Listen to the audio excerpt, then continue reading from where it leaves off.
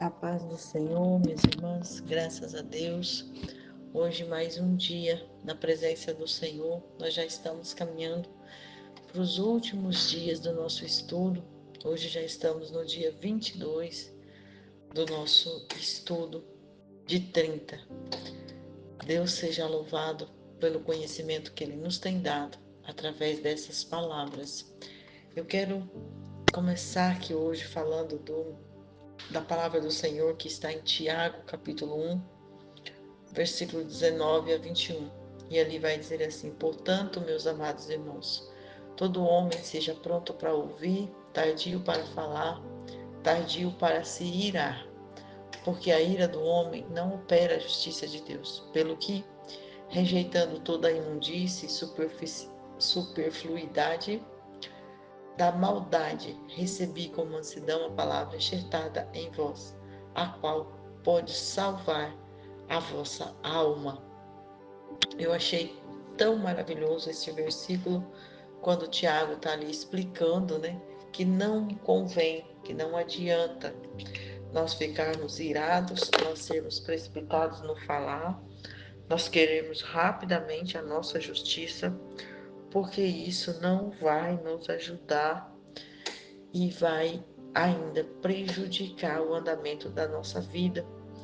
E o contrário disso, que é rejeitar a imundície da maldade e agir com mansidão, vai fazer com que a nossa alma tenha vida. Então, o tema de hoje, né, a tolice de hoje é a mulher rixosa. O que vem a ser uma mulher rixosa? A mulher rixosa é a mulher que briga por tudo, grita constantemente, que qualquer coisa a deixa estressada, que reclama de tudo, que não leva desaforo para casa, que fica de mau humor como protesto, fecha a cara. Uma palavra sinônima de rixa, né? Rixosa é irancuda, irancuda, aquela pessoa que fica aquela testa enrugada, sabe?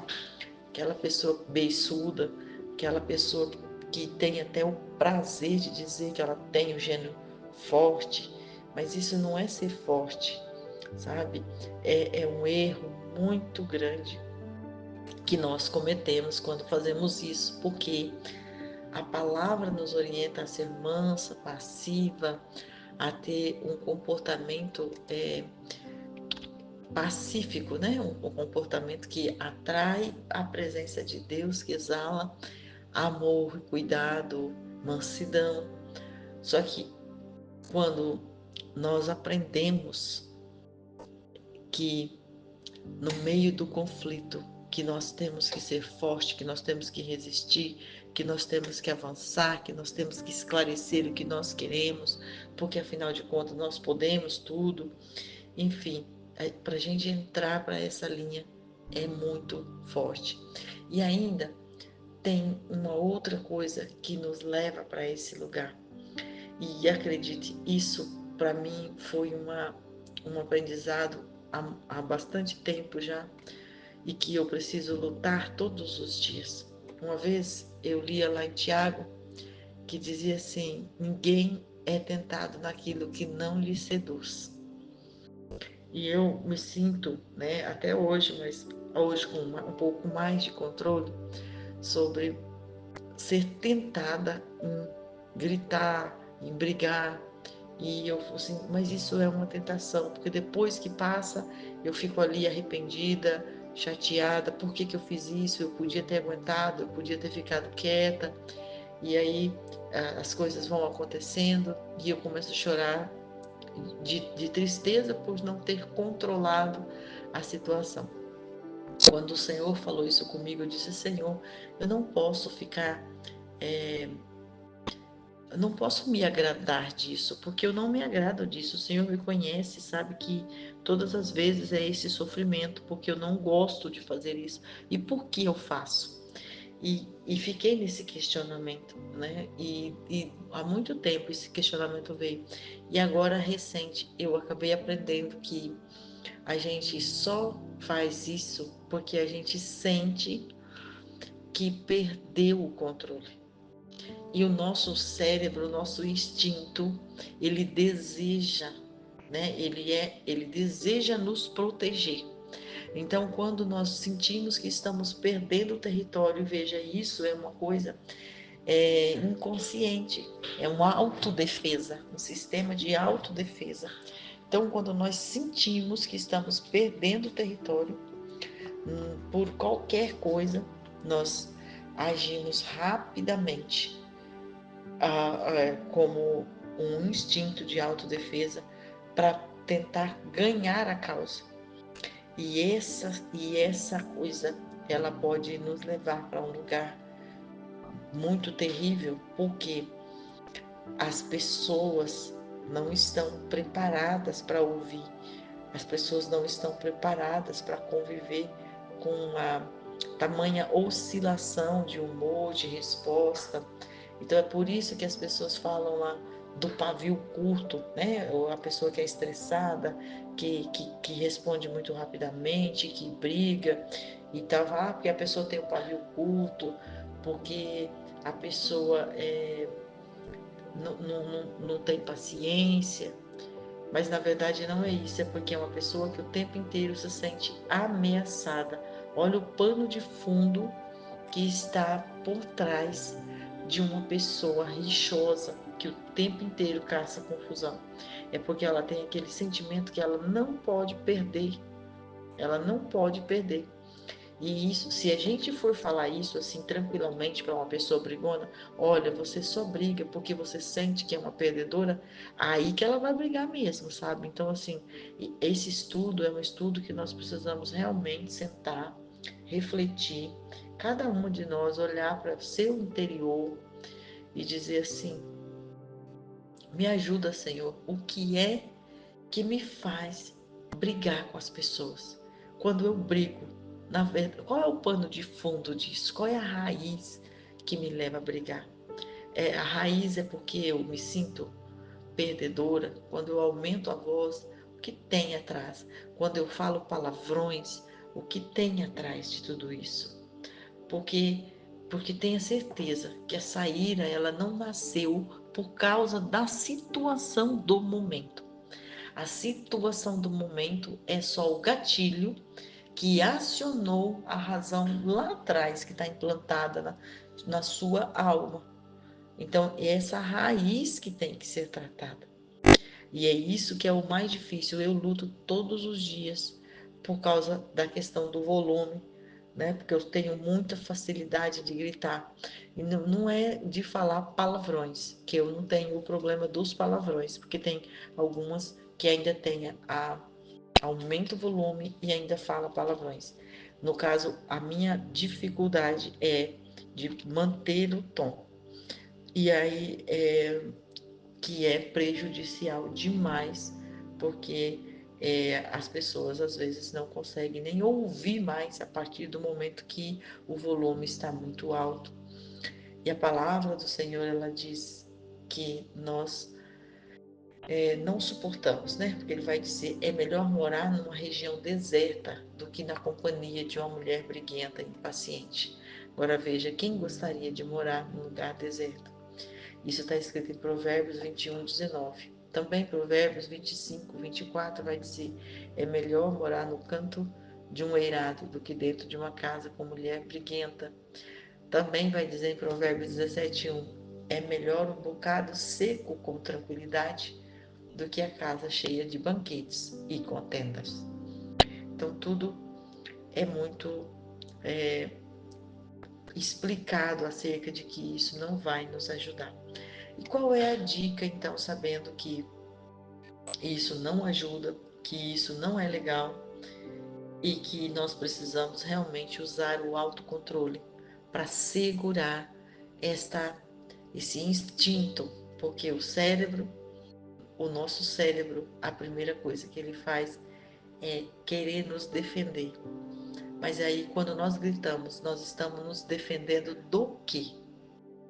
Que é isso que é o convite de hoje, olhar para dentro de si e ver, quando eu grito, quando eu crio confusão, quando tem alguns momentos que a gente acorda nervoso. Eu já ouvi pessoas falar isso e eu também já disse isso, que já aconteceram algumas coisas, tipo ontem aconteceu algumas coisas, eu fui dormir, mas não consegui relaxar. Aí hoje eu já acordo nervosa e daí alguém fala alguma coisa, eu já falo logo assim: ó, cuide comigo hoje, porque hoje eu tô caçando confusão. Ó, cuida comigo hoje que eu não tô boa não. A gente fala isso. Eu já falei isso. Hoje é mais difícil de eu falar isso, mas às vezes eu ainda falo para dar umas dicas assim, olha, hoje cuida comigo porque eu tô nervosa, tô irritada e tal, não sei o quê. Então, assim, dar essas dicas para quem tá por perto, mas não dar a dica no sentido de cantar vitórias, assim, ó, hoje se você brincar eu te mato, sabe? Assim, para você se expressar, não, não é isso. É você conversar com as pessoas que estão por perto para dizer, me ajuda hoje, porque eu estou irritadiça, estou nervosa, estou chateada, ou enfim, como você se sente? Explica, eu preciso de atenção hoje, eu preciso de cuidado hoje, porque eu quero me tratar mesmo, porque eu quero me libertar desse sentimento, eu estou procurando esse sentimento, a origem desse sentimento, para que eu possa realmente ser curada.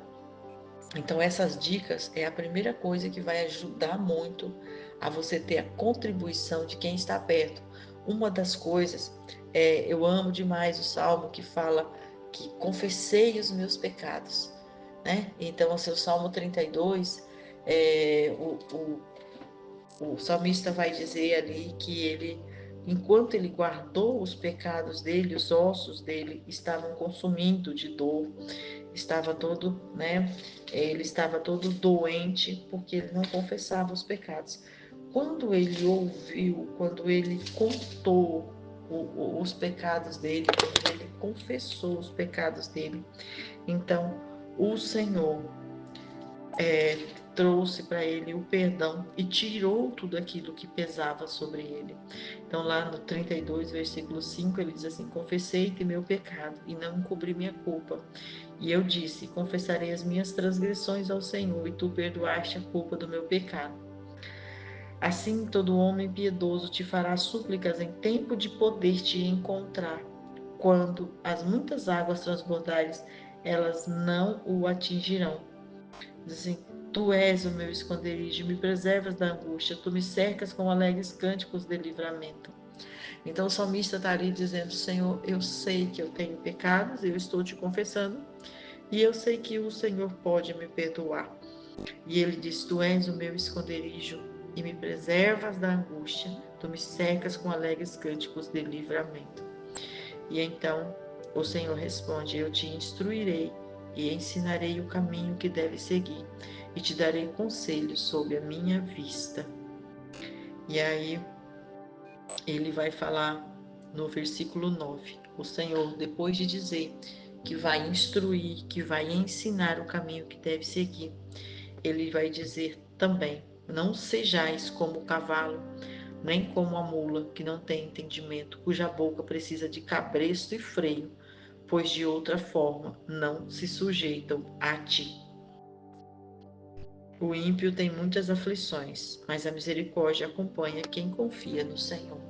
Este salmo é um salmo que todos os dias nós precisamos, eu me lembro dele todos os dias praticamente, porque é um tratamento diário saber que se eu confesso ao Senhor e se eu confessar ao Senhor, é também confessar com as pessoas as quais nós magoamos e ferimos, dizendo: puxa, a vida foi mal, eu preciso de ajuda, eu não estou conseguindo só, isso que você faz me instiga, me leva a um gatilho, e explicar como você se sente é uma coisa que ajuda demais. E a outra coisa que eu falo muito aqui: Senhor, não me deixa ser assim, eu não preciso de um cabresto para ser freada. A tua palavra, a tua instrução já é por demais um cabresto que deve me frear.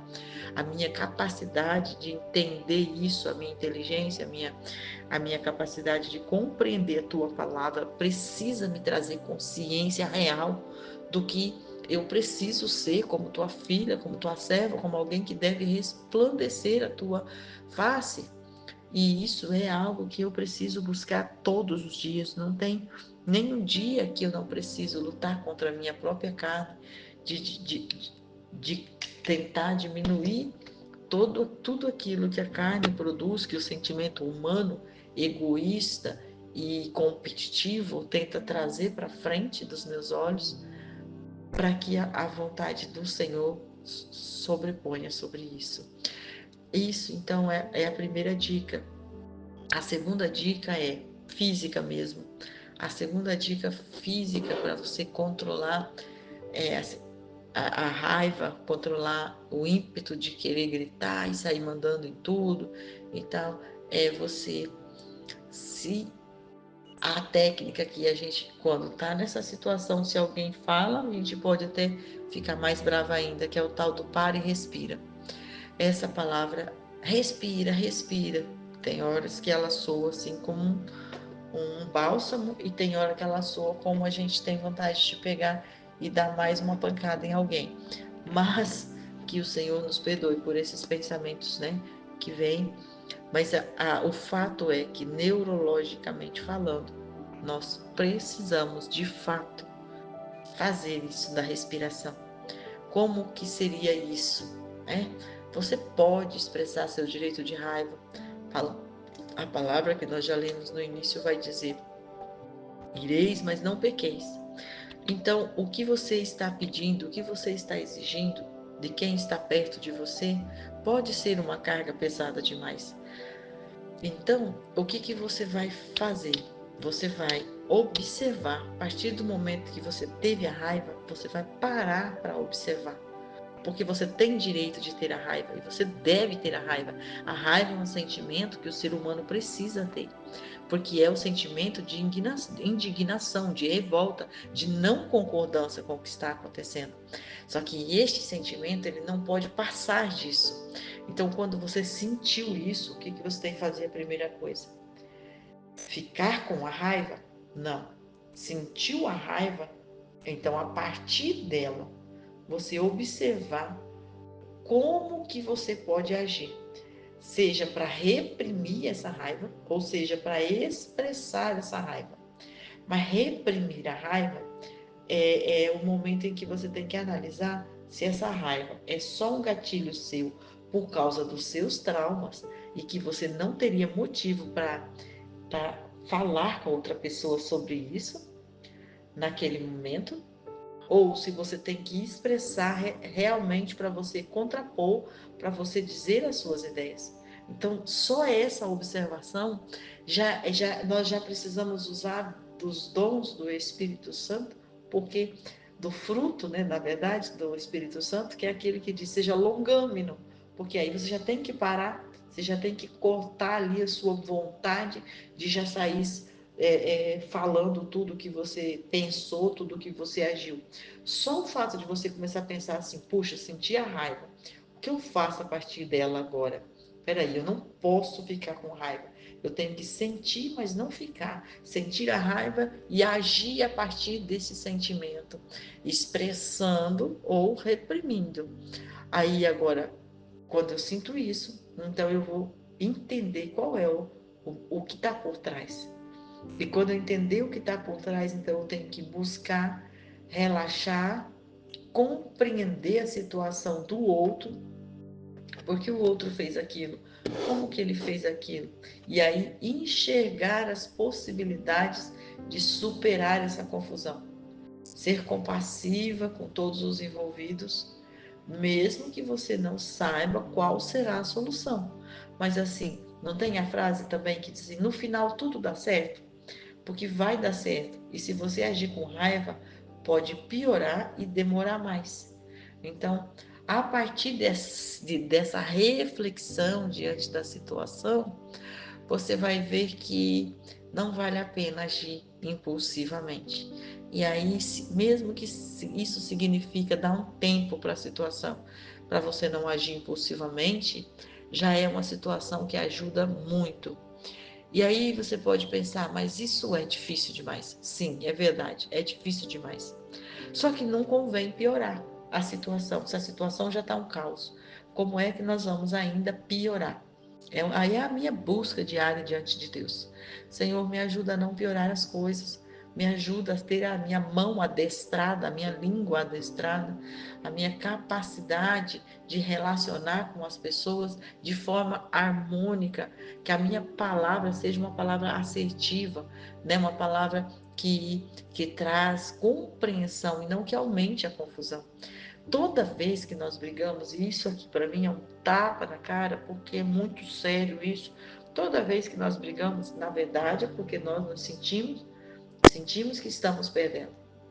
E isso é terrível, porque o sistema nervoso central, o nosso sistema do cérebro, ele, quando nós sentimos que estamos perdendo, como tem a responsabilidade de nos defender, ele liga o alerta do autodefesa.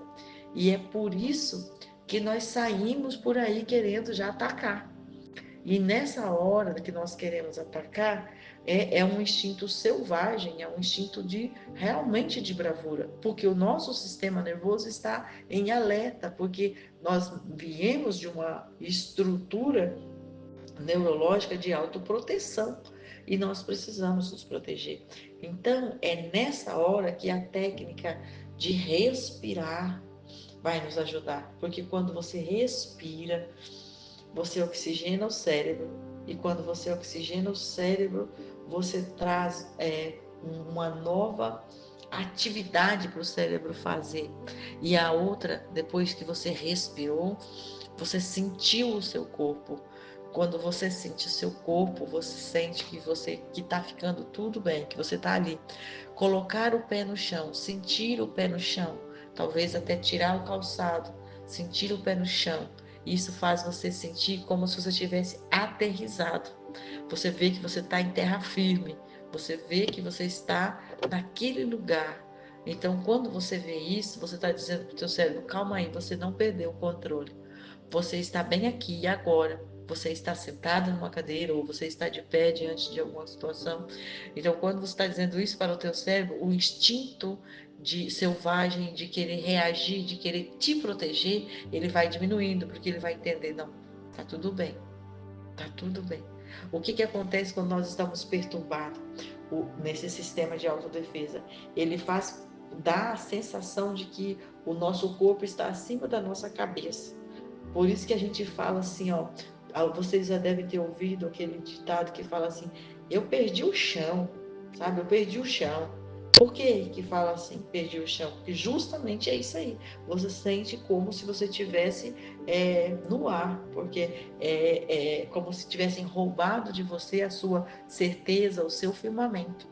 E isso é muito sério. Então, assim, a gente precisa realmente, a proposta desse nosso estudo, de aprender, evitar essas tolices e concordar com a nossa vida em Deus, que somos ser tridimensional, corpo, alma e espírito.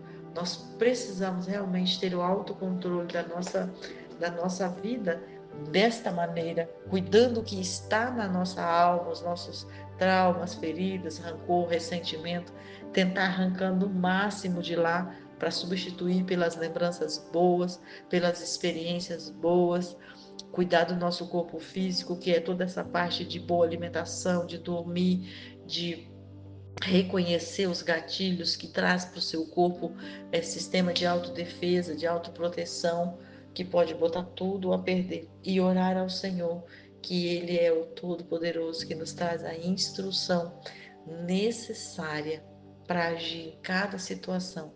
Amém, minhas irmãs? Deus seja louvado por mais esse dia. Fique na santa paz do Senhor. Amém.